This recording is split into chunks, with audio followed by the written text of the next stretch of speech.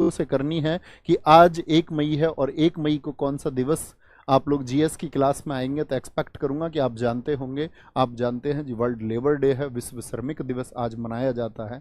तो दोस्त, श्रमिकों की हालात आपको पता है कि श्रमिक 12 घंटे काम करता है अपनी फैमिली के लिए, और आप कंफर्ट जोन में रहते हो और 12 घंटे शायद पढ़ना मुश्किल है, लेकिन आप लोगों को पता है कि शायद अगर आज 12 घंटे मेहनत नहीं की तो कल 12 घंटे तो साथी काम करना पड़ेगा। तो चॉइस इज योर्स, ये आपकी इच्छा है कि आपको टिफिन ले जाकर के 12 घंटे लेबर के लिए काम करना है, या आप 12 घंटे पढ़ के अपने भविष्य को साथी, ये जो दौड़ है स्टूडेंट्स की, इसमें आप अपने प्लेस को जो रिजर्व कर पाते हैं कि नहीं कर पाते, आप उसको सुरक्षित कर पाएंगे नहीं कर पाएंगे, ये आपके हाथ में होगा। तो जर्नी हमारी शुरू होगी आज के यहां से कि आप एक श्रमिक से, एक लेबर से एक नायक, एक हीरो बन पाएंगे या नहीं बन पाएंगे। ये मेहनत मैं आपके पक्ष में साथी पेश करता हूं, आपके पाले में गेंद है कि आप इसे कर पाएंगे या नहीं कर पाएंगे। ठीक है, तो एक बार बोलना कि भैया प्रॉमिस है, हम करके दिखाएंगे।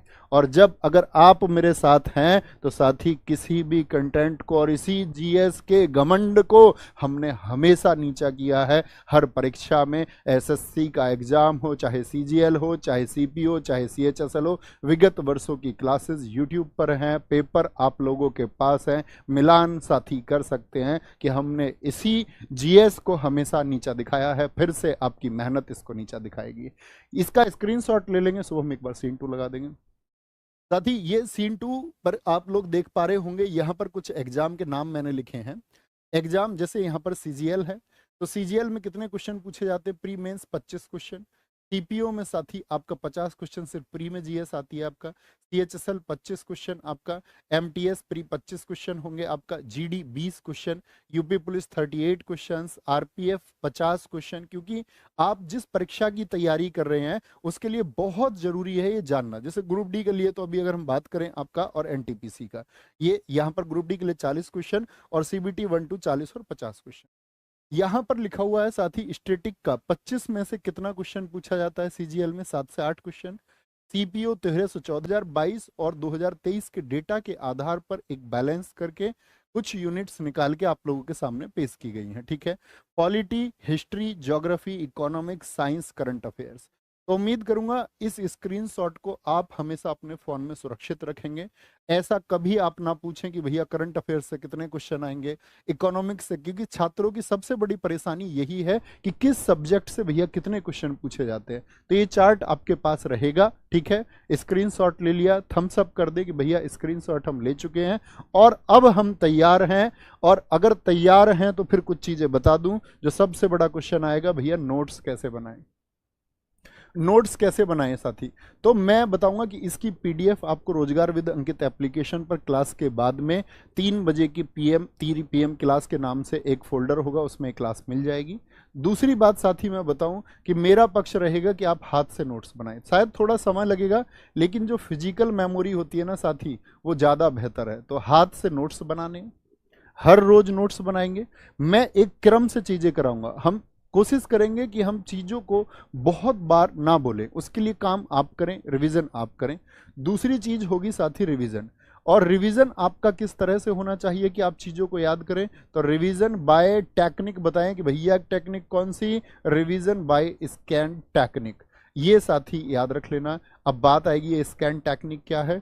तो मैं कहूँगा कि एक दिन में जो मैंने आपको पढ़ाया, मान के चलो मैंने कोई डेटा आपको दिया, तो आप उसको एक बार पढ़ें ध्यानपूर्वक और फिर आंखें बंद करके एक बार मेमोराइज करें कि मैंने आपको पढ़ाया क्या था, कि मैंने आपको पढ़ाया क्या था। अगर साथी आप उसको आंखें बंद करके मेमोराइज कर पा रहे लिखे हुए को, तो इसका मतलब वो आपकी फिजिकल मेमोरी बन चुकी है, देर तक आपके साथ रहेगी। ठीक है, तो रिवीजन हर रोज करना है। तीसरा एक प्रॉमिस आपका कि भैया अगली क्लास जो होगी ना हमारी, वो पिछली क्लास से इंटरकनेक्ट होगी। एक क्रम से हम चलेंगे ताकि आप लोगों को लगे कि प्रैक्टिस सेशन के थ्रू हम थ्योरी पढ़ते जा रहे हैं। तो क्या होगा साथी, आपका एक प्रॉमिस होगा कि पिछली क्लास में तैयार करके ही अगली क्लास में आऊँगा। पिछली जो क्लास होगी, जो लास्ट क्लास होगी भैया, वो मैं रेडी करके आऊँगा, वो मैं रिवाइज करके आऊँगा और हर रोज़ रिवाइज करके आऊँगा। संडे जो 6 सेट हो जाएंगे हमारे मंडे टू सैटरडे, उसको रिवाइज करेंगे। ये साथी 40 सेट हैं। हर सेट में हर रोज साथी 40 क्वेश्चन होंगे। तो 40 क्वेश्चन होंगे, और 1600 क्वेश्चन के माध्यम से मैंने बताया कि मैं आपको 8000 क्वेश्चन तैयार कराऊंगा जो एकदम अपडेटेड क्वेश्चन होंगे, आज के पैटर्न पर क्वेश्चन होंगे, बेसिक टू एडवांस सब तरह का क्वेश्चन होगा। तो हम 8000 क्वेश्चन ये साथी तैयार कर लेंगे और लगभग ये क्लास अगर कोई घटना नहीं घटती है तो 15 साथी आपका जून तक ये क्लासेस हमारी हो जाएंगी। फिर आप 2024 का कोई भी एग्जाम देते रहना, रिवीजन इन्हीं का करता रहना, आप लोगों को अतिरिक्त किसी चीज की जरूरत नहीं होगी। बातें काफी हो चुकी हैं, नोट्स मैं आपको बता चुका हूं भाई, हाथ से बनाना मैं आपको बता चुका हूं, चीजें रिवाइज करना, सब्जेक्ट मैं आपको बता चुका हूं। इसमें साथी जो हम क्वेश्चन लेंगे हर रोज मैं आपको बता दूं 40 क्वेश्चन में से स्टैटिक जीके के हम लगभग 9 +-1 कभी 8 कभी 10 क्वेश्चन ले लेंगे। फिर साथी मैं बात करूं इसमें हम पॉलिटी के जो क्वेश्चन लेंगे वो लेंगे लगभग 6 क्वेश्चन, 5-6 क्वेश्चन हो सकते हैं, ठीक है। अगर मैं बात करूं हिस्ट्री के, इसमें हम 5 क्वेश्चन के करीब लेंगे। जो आज के मतलब जो आज का हमारा सिलेबस है, जो पैटर्न है, उस पर आधारित क्वेश्चन हम लेंगे। ज्योग्राफी के भी साथी हम लगभग आपका 6 क्वेश्चन लेंगे। इकोनॉमिक्स के साथी अगर मैं बात करूं हम लोग यहाँ पर 5 क्वेश्चन लेंगे। साइंस के साथी हम 6 क्वेश्चन लेंगे और एकदम क्रम से चलेंगे, 6 क्वेश्चन लेंगे। करंट अफेयर्स के साथी हम यहाँ पर 5 क्वेश्चन लेंगे। तो सारे जो मेजर सब्जेक्ट है वो तैयार होते हैं, बस कुछ सब्जेक्ट बनते हैं जैसे यूपी जीके के लिए केसपाल सर की क्लासेस अलग से चलती हैं साथी, वो आप लोग हमारे आपका जो परिवार रोजगार विद अंकित है उस पर ज्वाइन कर सकते हैं।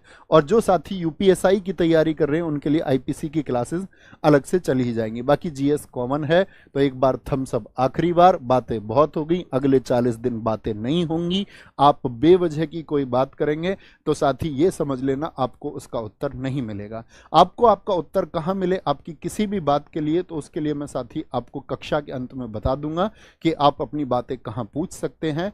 और आपका कोई भी सजेशन, कोई भी सुझाव है तो आप साथी वीडियो के बाद में कमेंट में लिख देना। अगली बात साथी ध्यान से जरूर सुने, अगर ऐसा हो जाए किसी कक्षा में I am not a robot, कोई छोटी मोटी गलती होती है तो मैं उसको अगले दिन आपको बता दूंगा। हालांकि त्रुटि रहित रहेगी, लेकिन मैं कभी इस बात की गारंटी नहीं देता कि कोई एक एरर शायद रह जाए, क्योंकि वो फिर एक बड़ा विषय बनती है। जब नंबर ऑफ स्टूडेंट्स ज़्यादा होते हैं तो उसके लिए मैं पहले से सॉरी बोलूंगा और वो मेरा परम दायित्व होगा, मेरा उत्तरदायित्व है कि उसको मैं अगली कक्षा में अगर कुछ होता है ऐसा तो मैं आपको बता दूंगा। उसके लिए इतना धैर्य रखेंगे कि कोई अगर फैक्ट में कोई थोड़ा बहुत माइनर चेंज इधर उधर अंतर है तो उसको हम देख लेंगे, नहीं तो 100% चीज़ें एकदम परफेक्शन के साथ होंगी। तो ठीक है, तैयार हैं? तो आज के पहले प्रश्न को आप लोगों को दिखा देते हैं, ठीक है। आज का पहला क्वेश्चन है साथी, पहला क्वेश्चन है आपका कि 2010 में 2010 में इसके उत्कृष्ट मूल्य और भेद्यता को देखते हुए, यानी कि इसकी जो वैल्यू है और जो वल्नरेबिलिटी थी उसको देखते हुए यूनेस्को ने एक सदियों पुराने, सदी समझते हैं, 100 साल पुराने एक नाटक था, एक थिएटर था मुदियेट्टू। तो मुदियेट्टू को मानवता की अमूर्त सांस्कृतिक विरासत, अमूर्त सांस्कृतिक विरासत के रूप में मान्यता दी। अब साथी बड़ा प्रश्न आया, अमूर्त मानवता सांस्कृतिक विरासत, इसको हम बोलते ICH, इंटेंजिबल कल्चरल हेरिटेज, आप यहां पर देख सकते हैं। तो ये ICH भैया होती क्या है? दरअसल में पूरी दुनिया में साथी 2 तरह की चीजें होती हैं, या तो मूर्त चीजें होती हैं, अमूर्त। मूर्त चीजें वो हैं जिनका मूर्ति रूप है, जैसे ताजमहल उसका एक रूप है, आप सारे लोग जानते हैं। जी भैया, मैं आपसे बोलूं अजंता की गुफाएं, उनका एक रूप है, उनको आप छू सकते हैं। लाल किला, कुतुब मीनार, तो ये सब मूर्त रूप होते हैं। लेकिन जब हम इंटेंजिबल की बात करते हैं यानी अमूर्त की बात करते हैं तो ये कैसी चीजें हैं जिनको हम छू नहीं सकते, तो इन्हीं को हम बोलते अमूर्त सांस्कृतिक विरासत। समझ गए बात को? अमूर्त सांस्कृतिक विरासत जो है साथी मुदियेट्टू, ये नाटक कहाँ का है? ये है हमारा केरल का। अगर मैं आपसे प्रश्न पूछूं भारत में कुल ICH कितनी है? कुल ICH यूनेस्को द्वारा मान्यता प्राप्त कुल ICH, जिनको हम क्या बोलेंगे, अमूर्त सांस्कृतिक विरासत, कितनी? आंसर आना चाहिए 15। कितना उत्तर आएगा सबका?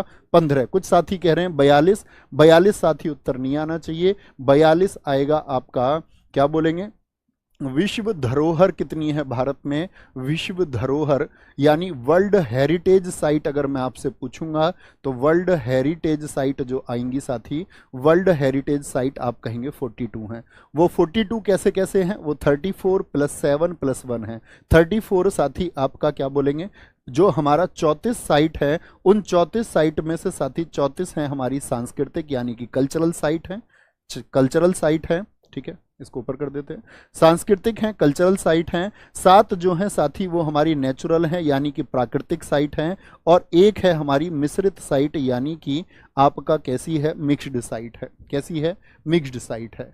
तो आईसीएच के बारे में कुछ क्वेश्चन मैं आपको बताना चाहूंगा, यहां पर लिखें।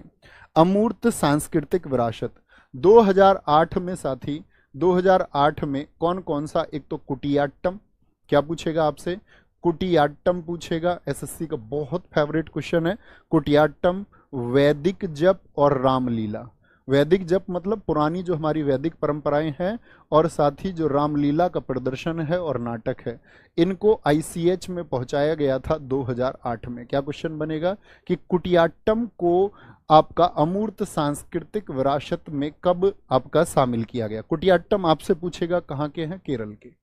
तो 2 नाम आए बड़े कठिन से, आप बोलेंगे भैया केरल के कैसे याद करेंगे, मुदियेट्टू, तो याद रख लेना साथी, अट्टू, अट्टू जो पहचान है ना, ये अट्टू, डबल टू जो पहचान है, ये किसकी पहचान है, ये केरल की है। डबल टू किसकी पहचान है, क्या बोलेंगे, मुदियेट्टू में 2 टे आ गए, और साथी कुटियाट्टम में क्या आ गए, 2 टे आ गए, तो क्या बोलेंगे किसकी पहचान, भैया केरल की पहचान है। अच्छा जी, 2010 में क्या क्या जुड़ता है, 2010 में साथी आपका छऊ, क्या बोलेंगे, छऊ हो गया।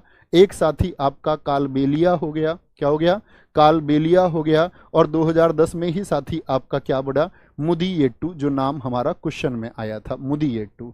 तो छऊ आपका 2010 का है, और कालबेलिया साथी आपका 2010 का है। कालबेलिया कहाँ पर होता है, राजस्थान में। बहुत इंपॉर्टेंट क्वेश्चन बनता है कि कालबेलिया कहाँ का नृत्य है। क्या बोलते हैं, काल बुला लिया राजा के स्थान पर जाकर। तुम राजा के स्थान पर जाकर बैठोगे तो अपना काल बुलाओगे या नहीं बुलाओगे, जी भैया बुला लेंगे। यहीं पर आता है योग। भारतीय परंपरा योग को कब शामिल किया गया, 2000 आपका योग को 2016 में शामिल किया गया। कुंभ मेला कितनी जगह पर लगता है, ये आपसे मैं पूछूंगा। कुंभ को 2017 में शामिल कर लिया गया।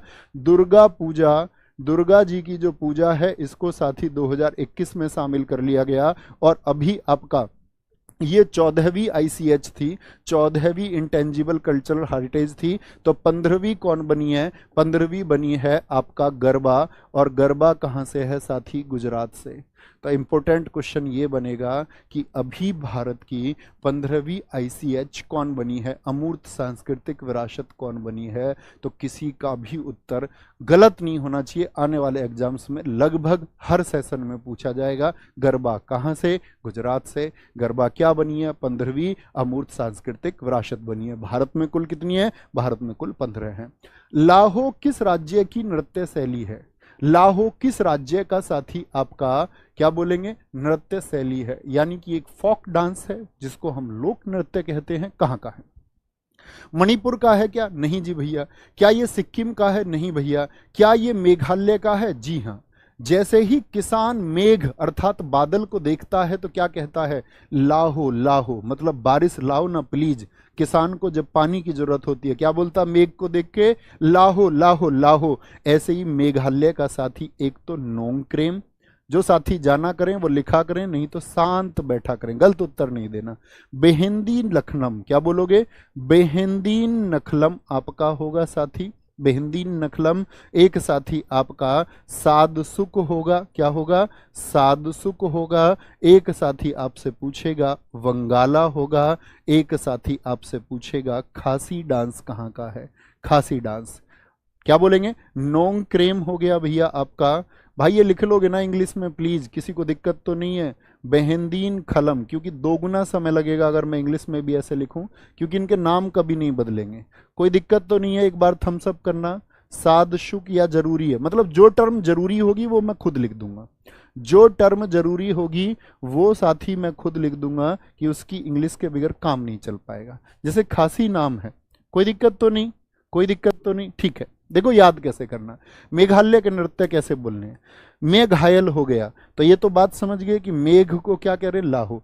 ऐसे मैं घायल हो गया, किसी ने मैं घायल कर दिया, तो मैं क्या बोल रहा हूँ उससे, जब मुझे घायल करा, भाई no crime no crime no crime no crime. क्या बोलूंगा मैं उससे, no crime no crime no crime.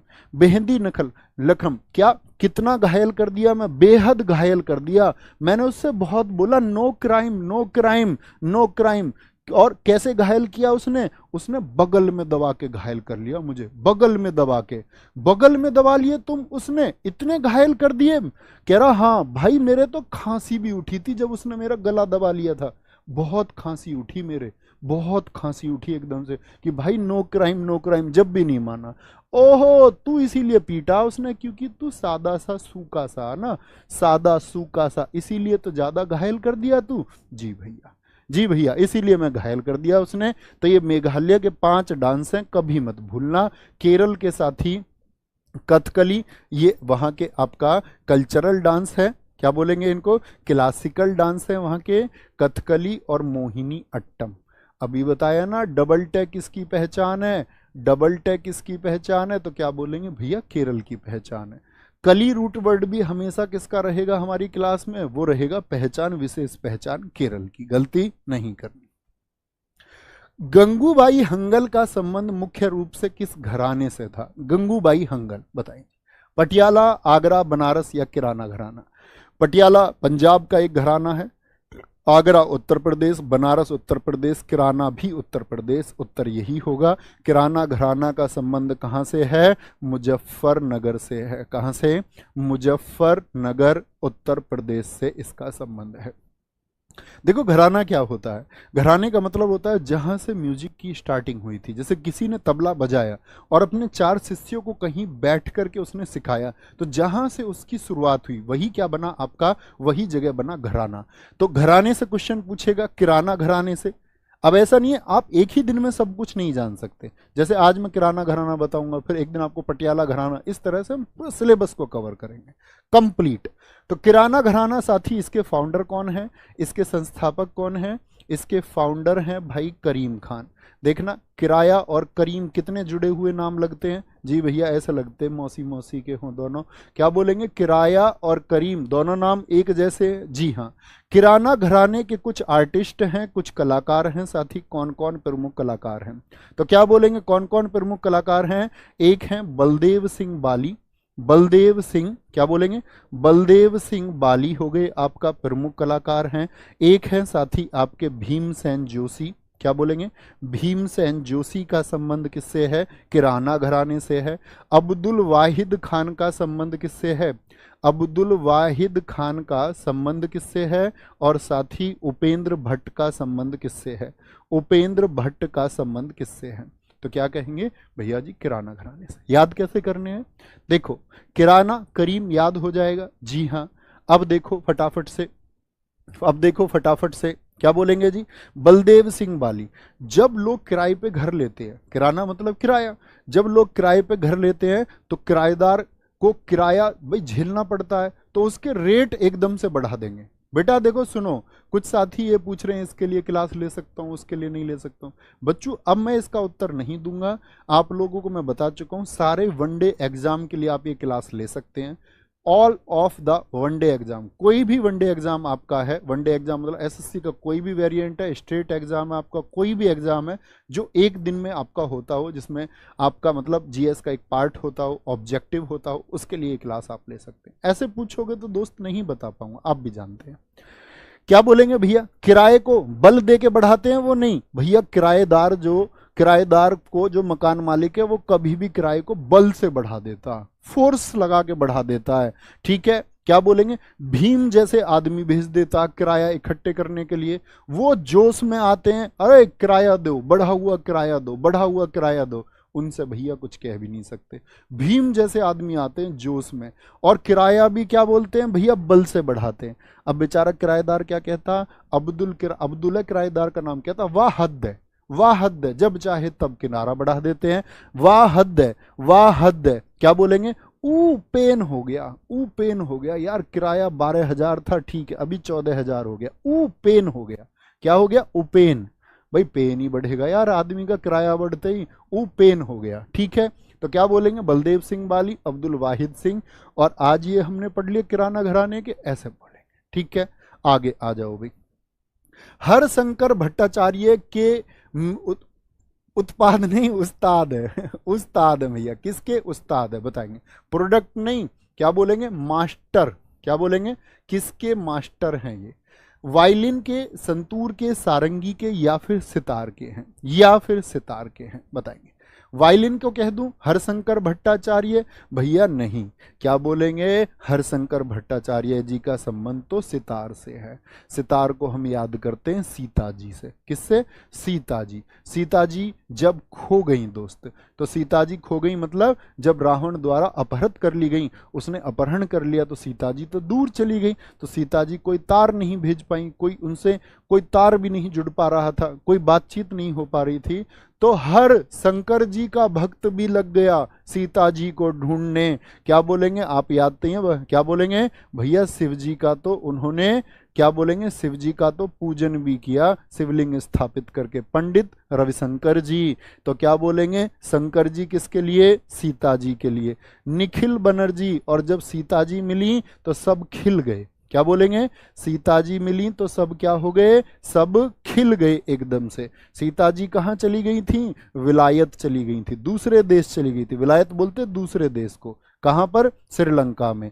Arvind Parikh, अरे पारी हैं कि नहीं पारी हैं, अरविंद पारिख, अभी CHSL 2023 में पूछा गया कि अरविंद पारिख का संबंध किससे है। क्या बोलेंगे, अरे पारी हैं कि नहीं, मतलब जब किसी को खोजेंगे तो ये तो बोलेंगे वो पारी हैं कि नहीं, तो अरे पारी हैं कि नहीं सीता जी, तो वो कहेंगे भैया सीता जी तो कहाँ हैं, विलायत में। सब खिल गए, और किसने मदद की, शंकर जी ने, पंडित रविशंकर और हरशंकर भट्टाचार्य। वायलिन पे आ जाओ साथी, वायलिन पे आ जाओ, वायलिन। वायलिन पे बताओ कौन कौन लोग आप जानते हैं। तो वाय क्या होता है, बताओ फटाफट से। बाय तो भैया शरीर का एक रोग है, जानते हो, थम्स अप करो, कभी पता चले मैं ऐसे ही नाम ले लूं कुछ और तुम जानते भी नहीं हो। बाय जानते हो जी भैया, बाय घुटनों में हो जाती है। अच्छा कोई बात नहीं जी। वाय, वाय, वाय ये भी तो होता, जी हाँ होता। तो बाय हो गई किसी को, तो भैया सुबह सुबह सुब्रमण्यम, कौन से सुब्रमण्यम है ये, सुब्रमण्यम, कौन से सुब्रमण्यम है ये, तो इनको बोलते के सुब्रमण्यम और के वैद्यनाथन। तो ये सुबह सुबह कहाँ जा रहे हैं भैया, वैद्य जी के पास जा रहे हैं, इनको वाय हो गई, इनको वाय हो गई, ठीक है। संतूर, संत लोग क्या करते हैं, शिव जी के भजन सुनते हैं, तो शिव कुमार शर्मा जी, शिव कुमार शर्मा और भजन सोपोरी, क्या बोलोगे, और भजन सोपोरी, ये किससे जुड़े हुए हैं दोस्त हमारे, ये जुड़े हुए हैं भैया संतूर से। संतूर 100 तार होते हैं इसमें, इसीलिए बोलते हैं इसको संतूर। संतूर क्या बोलोगे, शिव जी, शिव जी के भजन कौन सुनते हैं, संत लोग सुनते। सारा, सारा बोलते सारा, सारा का सारा, बुंदू खान, बुंदू खान, और साथ ही आपका सुल्तान खान। जो सुल्तान लोग होते हैं वो क्या कहते हैं, वो कहते हैं एक एक बूंद उनकी है, एक एक, सारी की सारी बूंद किसकी है, सारी की सारी बूंद सुल्तान की है, सारी की सारी बूंद किसकी है, सुल्तान की है। आगे आएंगे। अब जैसे मैंने आपको ये 2 नाम बता दिए, तो दोस्त अगली बार मैं ये चाहूंगा कि उत्तर आपकी तरफ से आए, मैं तो आपको सिखाता चलूंगा और इसके बाद के उत्तर आपकी तरफ से आने चाहिए, प्रॉमिस है, जी हाँ। चिथिरई उत्सव किस राज्य में मनाया जाता है, चिथिरई पंजाब का, तमिलनाडु का, राजस्थान का या फिर मेघालय का। चिथिरई भैया आपका तमिलनाडु का है, कह रहा कि मैं तुम्हारा चिथिरई, इसको चित्र से बोलते हो, चित्र नाम के, कहेगी तुम जब मिलोगी ना, तुम मिलना तो मैं तुम्हारे चित्र बनाऊंगा। चित्र और साथी चित्राथी, दोनों के दोनों उत्सव कहाँ के हैं, चित्राथी। उसने बोला अच्छा फिर तो जल्दी से आना पड़ेगा, जल्दी जल्दी आना पड़ेगा। जल्ली कट्टू, जल्ली कट्टू उत्सव कहाँ का है, इसको बोलते जल्ली कट्टी बुल फेस्टिवल बोलते हैं। बुल मतलब एक आपका क्या सा होता है, सांड उत्सव होता है। अच्छा जी, उसने बोला हाँ तुम जल्दी जल्दी आना, नहीं तो मैं पागल हो जाऊंगा। पोंगल भी कहाँ पर है, पोंगल भी कहाँ पर है, वो भी साथी आपका तमिलनाडु का है। महामहम क्या बोलेगा, महामहिम मैं जरूर आऊंगा, ऐसी तो बोलते हैं, महामहिम मैं जरूर आऊंगा जी भैया। और पुंथुडू बहुत इंपॉर्टेंट, मार्क करना इसको, पुंथुडू न्यू ईयर ऑफ तमिल है, न्यू ईयर ऑफ तमिल। कुछ फेस्टिवल मैं साथी आपको बताता रहूंगा, एसएससी बहुत पूछती है। नव वर्ष कौन सा है, तमिलनाडु का नव वर्ष कौन सा है। ऐसे कितने साथी हैं जो मुझे बता सकते हैं केरल का नव वर्ष कौन सा है, तब जाने। केरल का नववर्ष कौन सा है साथी बताएंगे। तो चित्राथी, जल्लीकट्टू, पोंगल, महामहम और पुंथुडू। बेसिक चीजें पढ़ते रहेंगे, पहले बेसिक तैयार होना जरूरी है, तब एडवांस की तरफ चलेंगे। भारत ने पहली बार हॉकी में विश्व कप का खिताब कब जीता था? क्योंकि स्पोर्ट्स भी स्टैटिक जीके का पार्ट है, बहुत क्वेश्चन बनेंगे। बहुत बढ़िया, गजब। केरल का भैया विशु है न्यू ईयर, यानी मेरी क्लास तैयार है। एक बार थम्स अप करना। ऐसे कितने साथी हैं जिनका सपना दिल्ली पुलिस में टूटा? 90 स्कोर करने के बावजूद भी, 85 स्कोर करने के बाद भी, 80+ स्कोर करने के बाद भी जिनको फिजिकल का मौका नहीं मिला, जिनका फिजिकल एक सप्ताह बाद करवा दिया गया। ऐसे कितने अपने प्यारे स्टूडेंट्स हैं जो उस तैयारी को लेकर के बहुत बेहतरीन शानदार तरीके से एकदम आगे बढ़ रहे थे। बहुत गजब साथी आएंगे। भारत ने पहली बार हॉकी में विश्व कप का खिताब कब जीता था? तो हॉकी साथी पहली बार भारत ने जीता 1975 में। अच्छा मुझे बताओ, भारत ने हॉकी का वर्ल्ड कप कितनी बार जीता है? कितनी बार भारत ने हॉकी का वर्ल्ड कप जीता है? यहां पर मैं आपको ऑप्शन दूंगा, एक बार ही जीता है सिर्फ, या 2 बार, या 3 बार, या 4 बार। तो क्या बोलेंगे भैया? सिर्फ एक बार जीता, और वो 1975 में जीता, उसके बाद नहीं जीता। अच्छा मुझे बताएं, 1975 में किसको हराया हमने? यहाँ पर 1975 में हमने पाकिस्तान को हराया। क्या बोलेंगे? पाकिस्तान को हराया था हमने यहाँ पर 2-1 से। किससे? 2-1 से। कभी भी पूछे साथी आयोजन कहाँ पर हुआ? आपका मलेशिया में हुआ। और ये कौन सा वर्ल्ड कप था? याद रख लेना, ये तीसरा वर्ल्ड कप था, थर्ड वर्ल्ड कप था। ये क्या था? थर्ड वर्ल्ड कप था। आयोजन यानी कि जो इसको होस्ट कर रहा था वो था साथी आपका मलेशिया। कौन? मलेशिया इसको होल्ड कर रहा था। और भारत के टीम के जो साथी इसमें कैप्टन थे वो थे अजीत पाल सिंह। बहुत पूछे जाते हैं कि भारत ने जब अपना एकमात्र हॉकी का विश्व कप जीता तो भारतीय हॉकी टीम के कैप्टन कौन थे? अजीत पाल सिंह। ये तो क्वेश्चन बने भारत के बारे में। अब क्वेश्चन बनेगा साथी आपका, क्वेश्चन बनेगा कि पहला हॉकी का विश्व कप कब हुआ? पहला हॉकी विश्व कप कब हुआ? पहला हॉकी वर्ल्ड कप साथी 1971 में हुआ। 1971 में किस जगह पर हुआ था? ये बार्सिलोना में हुआ था। कहाँ पर? बार्सिलोना में हुआ था, जो कि स्पेन में स्थित है। कहाँ पर? स्पेन में। इसका पहले हॉकी विश्व कप का जो विनर था और रनर अप कौन था? विनर यानी कि इसका जो विजेता था साथी वो कौन था? आपका पाकिस्तान था। क्या बोलेंगे? पाकिस्तान था। और इसका जो उपविजेता था वो आपका स्पेन था। उपविजेता कौन था इसका? जिस देश में ये हुआ। ठीक है, एक तो ये बात याद रख लेनी है। अच्छा, अगली बात आएगी कि अभी हाल ही में जो हॉकी का विश्व कप हुआ वो कहाँ पर हुआ? हाल ही में यानी कि आपका अभी रिसेंट में 2023 में भारत में ही हुआ था। क्योंकि 2023 में जो हॉकी का आयोजन हुआ साथी, हॉकी जो वर्ल्ड कप हुआ वो हुआ भारत में। भारत में साथी कहाँ पर हुआ? ये आपका ये भुवनेश्वर में हुआ। कहाँ पर? भुवनेश्वर। और भुवनेश्वर किस स्टेट में है भैया? उड़ीसा में स्थित है। क्या बोलेंगे? उड़ीसा में स्थित है। और इस 2023 में विजेता कौन बना और उपविजेता कौन बना? ये आपसे मेरा प्रश्न है। तो बोलेंगे भैया इसमें विजेता था आपका जर्मनी। क्या बोलेंगे? इसमें विजेता था जर्मनी। और हराया किसको था? बेल्जियम को हराया था। किसको? बेल्जियम को हराया था 2023 में। और साथ ही आपका 2026 में कहाँ पर इसका आयोजन होगा ये भी आपसे क्वेश्चन है। तो आप बोलेंगे आयोजन होगा इसका कहाँ पर? बेल्जियम। क्या बोलेंगे? बेल्जियम और नीदरलैंड में होगा। बेल्जियम और नीदरलैंड में होगा साथी। क्या बोलेंगे? बेल्जियम और नीदरलैंड में होगा। गलती नहीं करनी है। ये है अगला कहाँ पर होगा? 2023 में किसने जीता साथी? आपका भारत में आयोजित हुआ, जर्मनी ने जीता, बेल्जियम को हराया। पहले में कौन जीता था? पाकिस्तान जीता था। किसको हराया था साथी? स्पेन को हराया था। और भारत ने किसको हराया? तो भारत ने हराया पाकिस्तान को। रिक्त स्थान पंजाब राज्य से संगीत का एक मुखर रूप है। हर राज्य में साथी म्यूजिक का एक फॉर्म होता है, धीरे धीरे आप जानेंगे। तो मुझे बताएं कि मुखर रूप है पंजाब का। कव्वाली क्या पंजाब का है? नहीं जी। गजल क्या पूरे भारतवर्ष का है? टप्पा भजन पूरे भारतवर्ष का है। टप्पा ये पंजाब का है। क्या बोलेंगे? ये पंजाब का है। इतना तो आप जानते हैं नहीं जानते? जी हाँ। कैसे जी? अगर किसी को आपने पंजा मार दिया बहुत तेज तो वो टप्पा किसको बोलते? बाउंस को। गेंद करती है ना बाउंस, टप्पा समझते हो? नहीं, यस और नो? जी भैया समझते। तो किसी को आपने बहुत तेज पंजा मार दिया, वो टप्पा खा जाएगा कि नहीं खा जाएगा? जी भैया वो टप्पा खा जाएगा। जुगनी कहाँ का म्यूजिक है? ये भी पंजाब का म्यूजिक है। तो क्या बोलेंगे? कभी कभी हम पंजा मार के ये भी बोलते जुग जुग जियो बेटा, जुग जुग जियो। पंजा मार के ही हम क्या बोलते हैं? ये ऐसे समझ लो, वो जुग जुग जीता, पंजा मारकर तुमने उसका जो जीवन है वो छीन लिया। तो वो किसी का सुहाग उजाड़ दिया किसी ने पंजा मारकर, या सोचो पंजा मार के आशीर्वाद दिया सदा सुहागन रहो, ऐसे मैं खुद को ही आशीर्वाद दे रहा हूँ सुहागन का। कमाल है। लोरियन और साथी आपका घोरियन, क्या बोलोगे? लोरियन और घोरियन क्या बोलेंगे?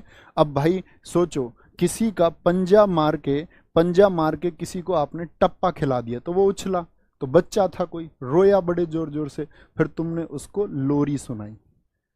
ठीक है, लोरी और घोरी दोनों याद रखो। लोरियन याद रहेगा लोरी से, तो फिर घोरियन भी याद रहेगा। लोरियन और घोरियन।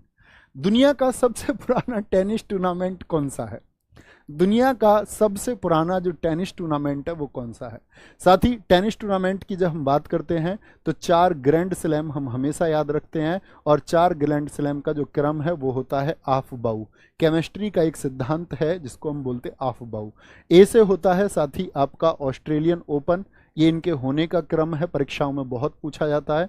ऑस्ट्रेलियन ओपन, फ्रेंच ओपन, आपका विंबलडन होता है, क्या होता है? विंबलडन होता है, और साथ ही यू से होता है आपका यूएस ओपन।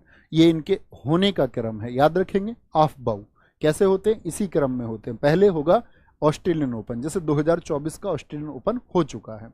अच्छा, इनसे और क्या क्वेश्चन बनेगा कि भैया जब सबसे पुराना मैंने आपसे पूछा तो कौन सा कहा आपने? विंबलडन कहा। विंबलडन सबसे पुराना, कितना पुराना भैया? 1877 का है। यूएस ओपन की बात करें 1881 का है, फ्रेंच ओपन 1891 का है, और ऑस्ट्रेलियन ओपन 1905 का है। ठीक है, याद रखेंगे। क्या बोलेंगे? 1877। विंबलडन सबसे पुराना, यानी ये प्रतियोगिता 1877 में शुरू हुई। इसके साथ ही 4 वर्षों के बाद में जो हुआ आपका यूएस ओपन हुआ, उसके 10 वर्षों के बाद में जो हुआ वो फ्रेंच ओपन हुआ साथी, और अगर मैं बात करता हूं उसके साथ ही 1905 में ऑस्ट्रेलियन ओपन।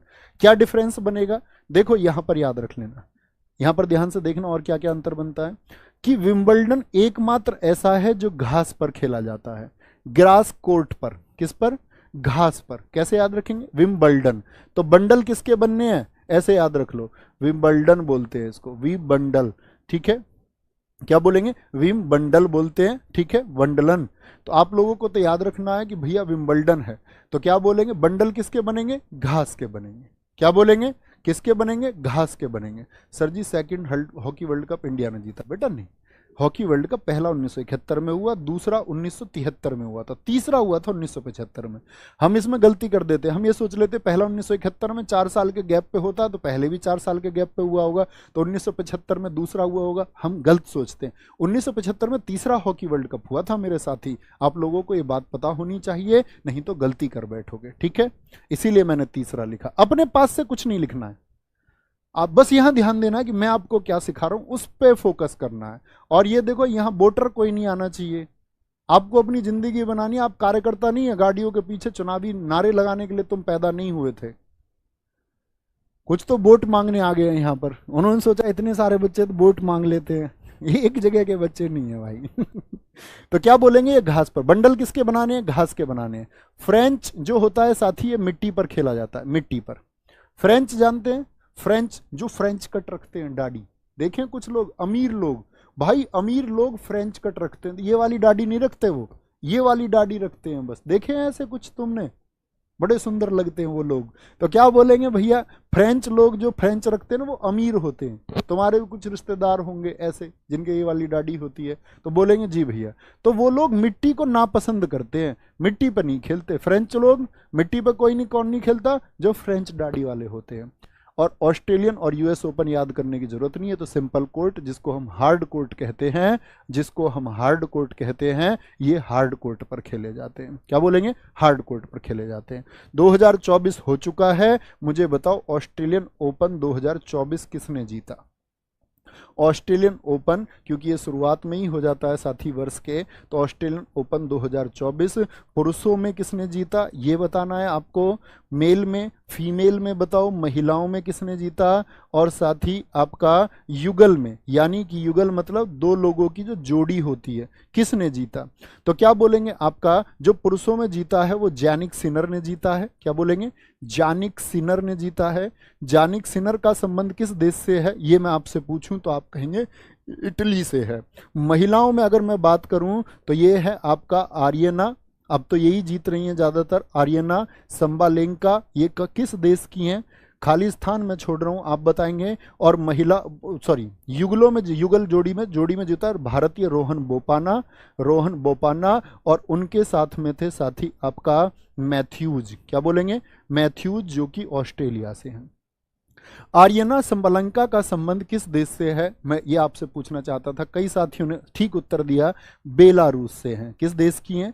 जब कोई खिलाड़ी बहुत चर्चित होता है तो उसका देश बहुत पूछा जाता है, जैसे पुराने प्रश्नों में फेडरर का देश पूछा जाता, स्विट्जरलैंड। आपसे पूछता था राफेल नडाल स्पेन के खिलाड़ी हैं, आपसे पूछता था नोवाक जोकोविच किस देश के खिलाड़ी हैं, सर्बिया। लेकिन अभी उनको नहीं पूछता है क्योंकि अब उनके बारे में सब जान चुके हैं। ठीक है, आगे आएंगे। नेक्स्ट, निम्नलिखित में से कौन सी पुस्तक है जो बुकर पुरस्कार विजेता किरण देसाई द्वारा लिखी गई। किरण देसाई और इनकी मां अनीता देसाई दोनों बहुत चर्चित, मतलब माँ बेटी दोनों बहुत चर्चित लेखिका हैं, बताएंगे जी। क्या बोलेंगे, कौन सी पुस्तक है, शांताराम, नहीं जी। ए फाइन बैलेंस इनकी पुस्तक है। The year of runways, the inheritance of loss, और बुकर पुरस्कार मिला है किस साल में मिला, ये बहुत इंपॉर्टेंट बात रहेगी, तो बोलेंगे द इनहेरिटेंस ऑफ लॉस, 2006 में इसको बुकर प्राइज मिला है। क्या मिला है, इसको बुकर प्राइज मिला है, ये आपको पता होना चाहिए साथी, बुकर प्राइज। और इन्हीं की अगर मैं बात करूं किरण देसाई की, और इनकी माताजी की भी बात करेंगे, किरण देसाई की 2 किताबें और मैं आपसे कहूंगा जो आपको पता होनी चाहिए साथी, एम्बुलेंस ऑफ ट्रांसफॉर्मेशन। क्या बोलेंगे, एम्बलेम्स ऑफ ट्रांसफॉर्मेशन किसकी बुक है, एम्बुलेंस ऑफ ट्रांसफॉर्मेशन किसकी बुक है, तो आपकी किरण देसाई की बुक है। आपसे पूछे हल्ला बालू, क्या बोलोगे, हल्ला बालू इन द ग्वावा ऑर्चर्ड, क्या बोलोगे, हल्ला बालू इन ग्वावा ऑर्चर्ड, ये किसकी बुक है, ये किरण देसाई की बुक है। इनकी माता का नाम है अनीता देसाई। इन कस्टडी बहुत पूछी जाने वाली पुस्तक है, अनीता देसाई। इनकी कौन सी पुस्तक है साथी आपकी, एक तो याद रख लेना फास्टिंग फीस्टिंग, क्या बोलेंगे, फास्टिंग और फीस्टिंग बुक किसकी है, फास्टिंग फीस्टिंग बुक किसकी है, और साथ ही आपका एक आपका इन कस्टडी, क्या बोलेंगे, इन कस्टडी बुक किसकी है, तो आप कहेंगे भैया ये है अनीता देसाई की। 2 किताबें दोनों की याद रख लेना, बहुत महत्वपूर्ण है। आगे आएंगे। नेक्स्ट है संविधान सभा, तो 9 प्रश्न हुए स्टैटिक जीके के, ऐसा कोई है जिसने 9 में से अच्छे बताए हो प्रश्न, मतलब अच्छा स्कोर रहा हो। संविधान सभा का पहला सेशन कब हुआ था, एकदम क्रम से, फिर हम आपका प्रस्तावना की तरफ चलेंगे, प्रस्तावना के बाद में भाग 1 की तरफ चलेंगे, फिर हम आपका पढ़ेंगे सिटीजनशिप को, फिर साथ ही हम फंडामेंटल राइट्स, फिर हम आपका डीपीएसपी से होते हुए फिर आगे बढ़ते रहेंगे। ठीक है, तो बताएं पहला सत्र कब हुआ था, 9 दिसंबर 1946 को हुआ था साथी, पहला। मुझे बताएं, मैं आपसे क्वेश्चन पूछता हूं, संविधान सभा की स्थापना किस वर्ष हुई थी, जो कॉन्स्टिट्यूएंट असेंबली थी उसको साथी किस दिन इस्टेब्लिश किया गया था। संविधान सभा की स्थापना तो आप लोग याद रख लेना, हमेशा बोलना, 6 दिसंबर 1946 को की गई, 1946 में, और किस सिस्टम पर की गई, फ्रेंच कस्टम पर, फ्रेंच प्रथा के आधार पर, फ्रेंच प्रथा पर आधारित थी ये।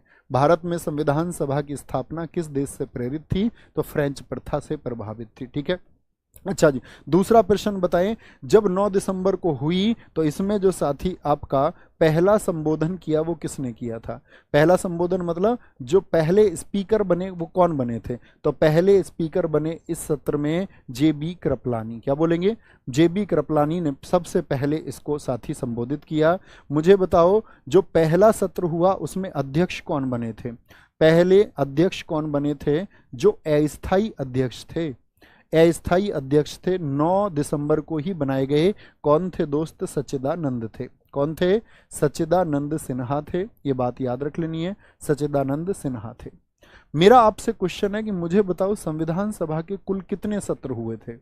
आप लोगों को 9, 11 और 13 ये डेट नहीं भूलनी है दोस्त। क्यों नहीं भूलनी है, देखो 9 दिसंबर आप लोग जान चुके, 11 दिसंबर को फिर क्या हुआ, क्योंकि सच्चिदानंद सिन्हा सबसे बुजुर्ग थे तो उनको उस समय बना दिया गया।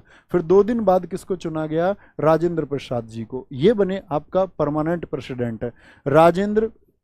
राजेंद्र प्रसाद कौन बने, ये साथी आपका 11 दिसंबर को ये बन गए आपका स्थायी अध्यक्ष। और संविधान सभा के साथी मैं आपसे पूछ रहा हूं कि कुल कितने सेशन हुए थे, तो आप कहेंगे कि भैया कुल सेशन जो हुए आपका, कुल जो सत्र हुए आपका, वो उनकी संख्या है 11। कितनी, 11।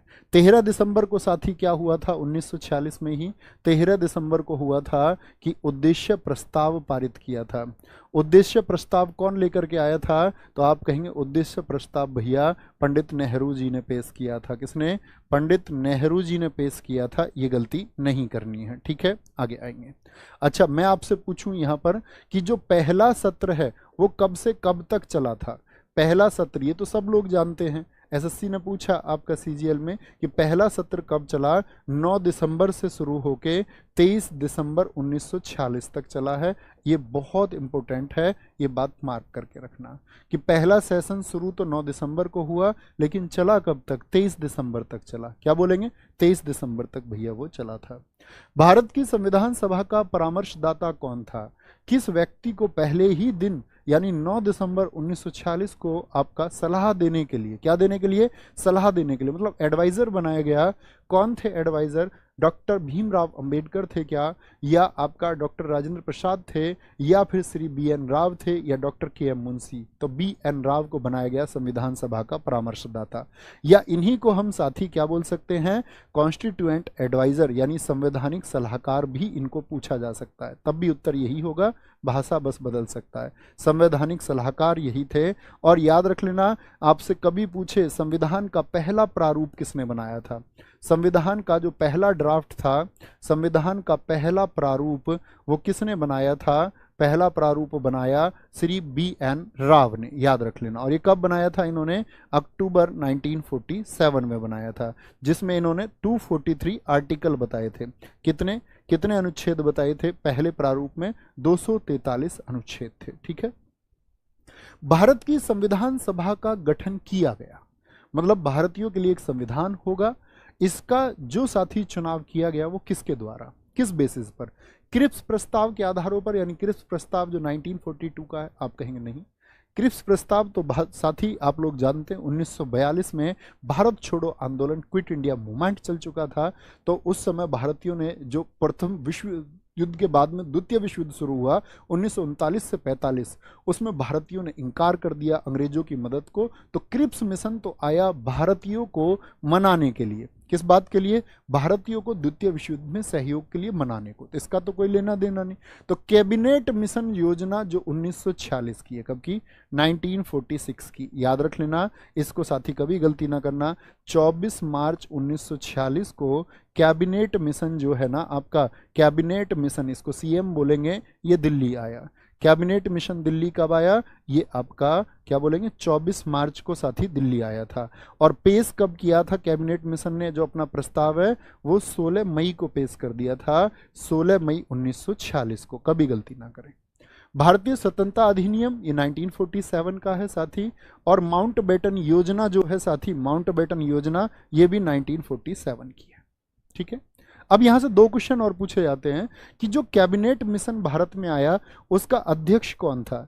कैबिनेट मिशन का जो साथी अध्यक्ष किसको बनाया गया भारतीय संविधान के लिए, और साथी आपका उपाध्यक्ष किसको बनाया गया, और इसमें सदस्य कुल कितने थे, इसमें सदस्य यानी मेंबर कितने थे। तो इसका अध्यक्ष बनाया गया किनको, आपका बोलेंगे भाई फटाफट से, बहुत सारे साथियों ने बोला Pethick Lawrence. Pethick Lawrence, Pethick Lawrence साथी तब तक अध्यक्ष है जब तक कैबिनेट मिशन भारत आ रहा था। उसमें आपका एवी अलेक्जेंडर भी थे, एक व्यक्ति जो बहुत प्रमुख रहे आपका, ठीक है। लेकिन मैं बात कर रहा हूं कि भारतीय संविधान सभा का गठन कर रहे थे उस समय इसमें सदस्य थे 13, ठीक है। इसके उपाध्यक्ष उस समय नेहरू जी को बनाया गया, और इसके अध्यक्ष जो उस समय बने वो सिर्फ माउंट बेटन बने। कौन बने, पैंथिक लॉरेंस आने के समय थे। जब संविधान सभा के लिए कार्य हुआ तो अध्यक्ष किसको बनाया गया, फिर आपका माउंटबेटन को। संविधान सभा की प्रांतीय संविधान समिति का अध्यक्ष कौन था, बोलेंगे।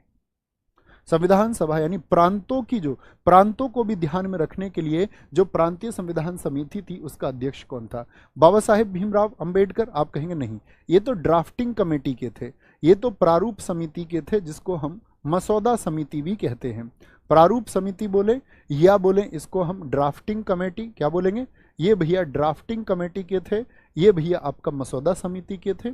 पंडित जवाहरलाल नेहरू, बोलेंगे जी फटाफट से। पंडित जवाहरलाल नेहरू थे प्रांतीय समिति के, तो क्या चुन दे भैया, बोले फटाफट से। या डॉक्टर राजेंद्र प्रसाद थे या फिर सरदार पटेल थे? तो पटेल जी बहुत सारे साथियों का उत्तर